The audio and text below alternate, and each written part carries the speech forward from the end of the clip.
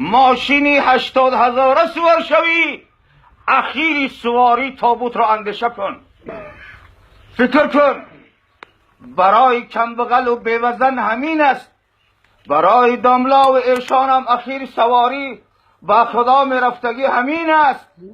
برای دنیادارا و ملداردارا تابوتی زرین نمی سازند، برای آنها تابوتی طلایی نمی سازند، برای رئیسا و میلیونیرها تابوتی زرین نمی سازند.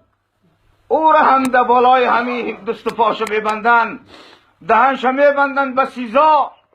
ارسطان موافق قرآن کریم گورستان نمون یا به منزله سیزای گناهگاران را موقتی تا دیلشان پرسیدن و فهمیدن رسم میکنن.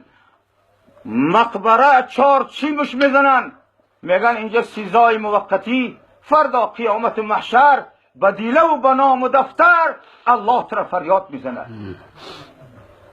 باید مسلمان باشد، حقیقی باید از خدا بترسیم، حقیقی فکر آینده کنیم. هر که باشه از خدا بترسه، بچه‌ش نمازی جنازه خون کنه، تعلیم جنازه رو نشانش بده، دخترش به حیات دعوت کنه، با این مکری زمانه و فریب نخوره، با این ملاهایی که فقط برای نفس میآز میکنن با اینا فریب نخوره. دین شاید دست ندیه، تقوا و ترس و پاکیزگی شاید دست ندیه، پای به طهارت عفت روزگار شاید دست ندیه. فرزندی مسلمانی بسم الله الرحمن الرحیم شه تعلیم بدیه، همو قیش کنه که در سری گورش یک بار برای حضرت اخلاص بخونه، یا در روز مردش جنازش بکنه، با دستی پاک پدرش شیشته بتانه، 4 اهل ایمان را صحبت کرده بتانه، صورتش انسان درونش حیوان نباشه. دنیا پرستاره از زمان شوروی تا الحال همه شایستر گذراندیم، دیدیم، امروز هم دیده ایستادیم.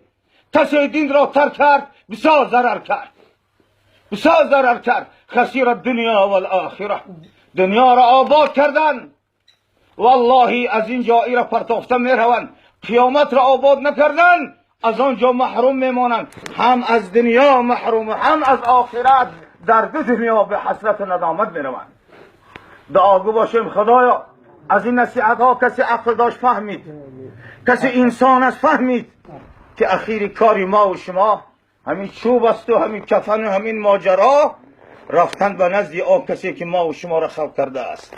خدا کمکی را رحمت کن، در قطاری خدا مادرای ما و شما را رحمت کن، استازای پاک من خدا رحمت کن، خدای قوم را از میانش طالب علم پیدا کن، مولا محمد خوجای ملا را خدا رحمت کن.